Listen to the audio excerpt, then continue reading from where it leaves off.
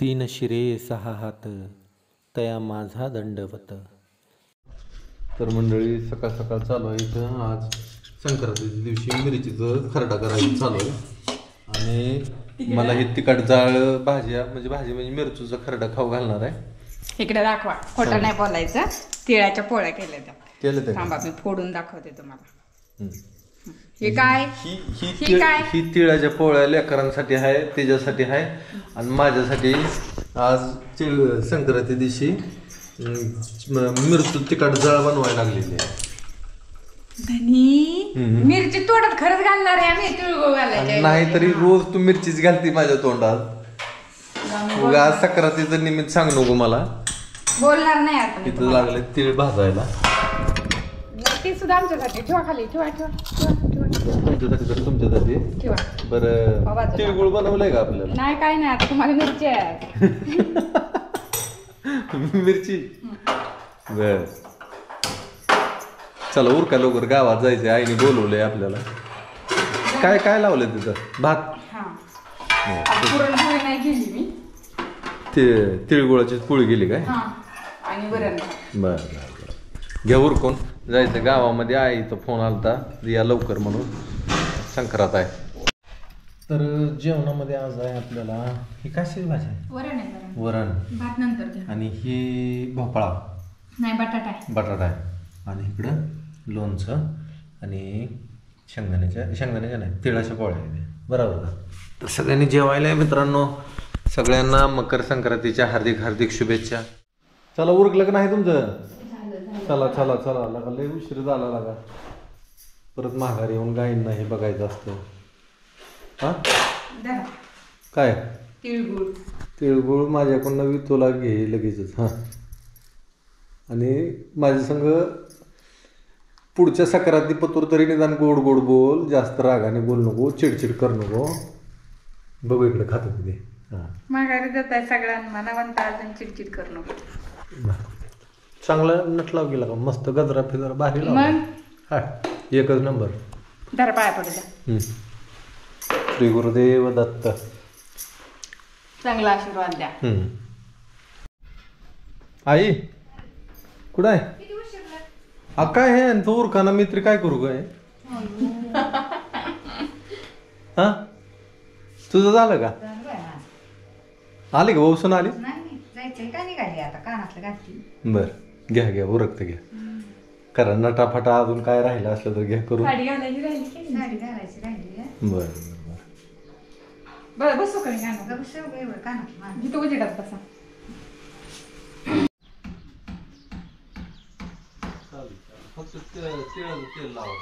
इकडे चालला आजीला गजरा लावायचं काम. इथं बसला का? बसला. चला बाया चालले की देवळात. हा मी आणते माझं ताट बाहेर.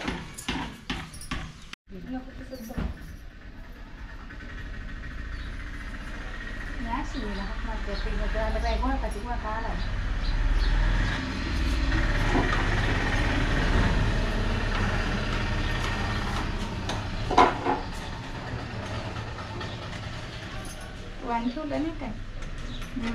देहनच नाही काय वाना.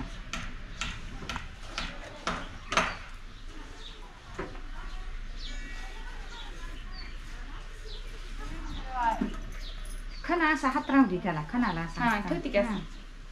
ते काय होतंय बुडकीनं.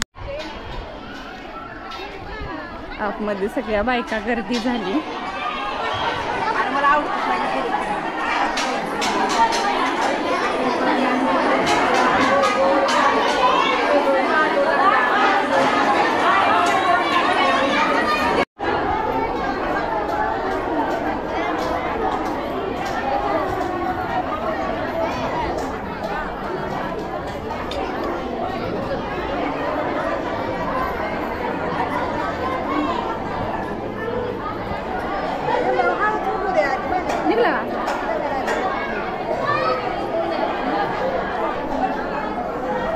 हा उठून उभा राहून निघतोय.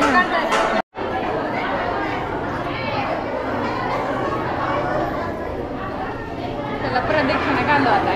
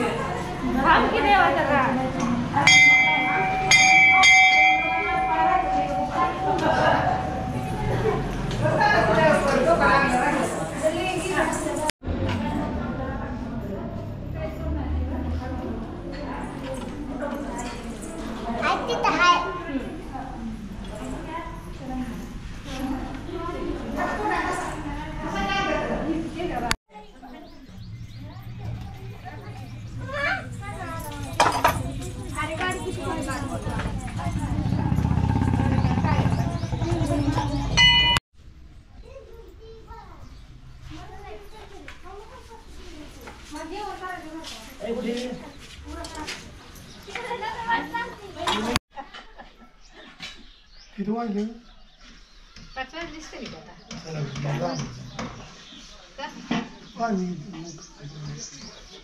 आज शेवटचा दिवस आहे लाईट पाळीचा दिवस पाळीचा.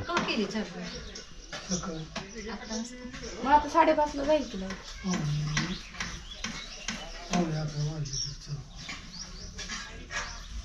आज शेवटचा दिवस आहे दिवस पाळीचा. गहूच आहे ना हरभऱ्यावर गेलो हरभऱ्याचं पण केलं. गहू चांगला आलाय का तिकडचं? काय खात घातलं नाही. कसला खात घाल म्हणतात ते म्हणलं नगर आता गाव पिळायला लांब पुढे दिवस नकूच पण नाहीच घालायचं मला पोत बरोबर द्या तर नाही घालायचं. तसल्या खाताना उगं रानाचं तर वाटोळ होतं ना आपल्याला खायला चांगलं आहे की. आता तिकडं आहे बिना काय करता सुद्धा माझे एका ह्याच्यात 7 क्विंटल तूर झाली की अजून कसली पाहिजे. आम्ही काय तुरीला काय घातलं होतं काय इकडं काय नाही घातलं. बघ ना म्हणजे चांगलं शेत पिकतंय हो आपलं माणसाचा चुकीचा समज आहे. काय त्याला काही सुद्धा नाही आम्ही केले फक्त खुरपलंय आणि रोटरलंय बांधलं एवढं केलं काय सुद्धा नाही केलं. कसला खात म्हणून कसला वास सुद्धा त्या रानाला नाही.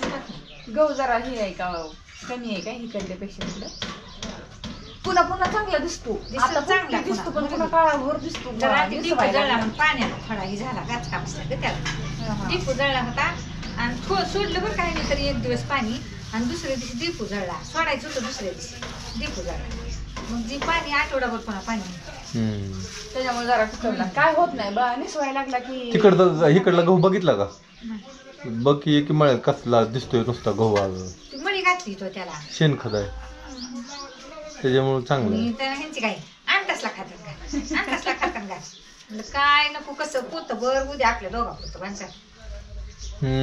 काय तर आलो मळ्यामध्ये आणि इथे येऊन बघतोय तर इथं मधमाशांचं काम असं सुंदर चालू आहे. पराग गोळा करणं मध गोळा करणं सगळीकडे चालू आहे. ह्याच्यावर नाही इथंच चालू आहे. बरं वाटतं की पोपटा फुलं खायला लागले गेले आहे का नाही. खायला लागली तो आहे का नाही. जेनी बरं झालं ती सगळी खाऊन टाकली. इथं पण चालू आहे मधमाशांचं काम.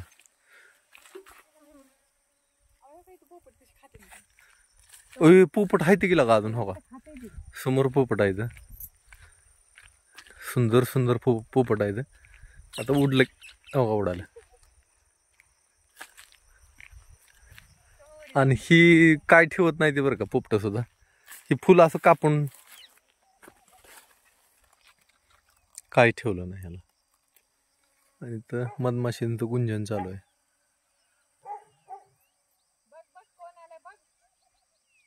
गट्टू बघतोय काय गट्टू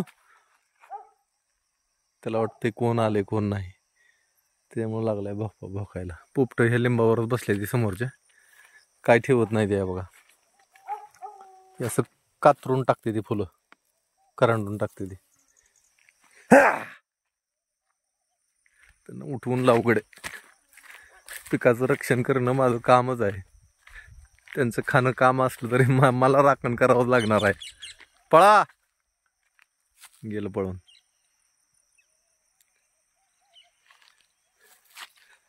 असं सूर्यफूल मस्तपैकी भरलंय. बी म्हणून वापर करणार आहे ह्याचा मी.